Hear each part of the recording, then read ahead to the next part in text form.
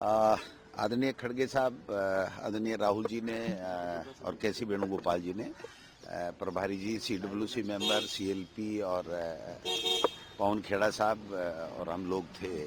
पूरे संगठन की स्थिति के बारे में उन्होंने पूछा कि कैसा संगठन बना और किस प्रकार से बना। हमारा राजस्थान का संगठन हमने पूरी तरीके से नीचे से लेकर के, बूथ से लेकर के ब्लॉक और मंडल की वर्किंग कमेटी और बीएलएज पूरा बना लिया। और मनरेगा के अंदर जो गांव के अंदर हमने अच्छे से इसको लेकर के, इस आंदोलन को लेकर के गए।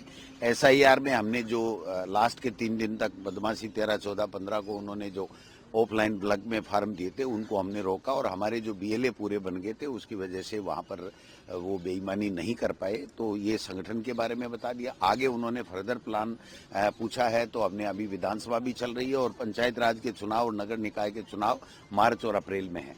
तो जो हमारा फरवरी, मार्च और अप्रैल है वो पंचायत राज चुनाव, नगर निकाय चुनाव और राजस्थान की विधानसभा, इसको लेकर के हमारा फोकस रहेगा। और 3 महीने बाद में हम फिर आगे का प्लान लेकर के हाईकमान के पास आएंगे और जो दिशा निर्देश देंगे उस तरीके से काम करेंगे। हाईकमान पूरे राजस्थान की जो जितने भी संगठन की है और विधानसभा के अंदर परफॉर्मेंस को लेकर के जो है उन्होंने संतोष व्यक्त किया है, और उन्होंने कहा सब मिलकर के चलो। और जिस प्रकार से चाहे केंद्र की सरकार हो, चाहे राजस्थान स्टेट की सरकार हो, जो लोगों के साथ, दलितों के साथ में जो भेदभाव कर रही है, जो सुविधाएं, जो वादे उन्होंने किए थे उस पर वो पूरा नहीं उतर रहे हैं, उसका पुरजोर शब्दों में हमको उनका विरोध करना है।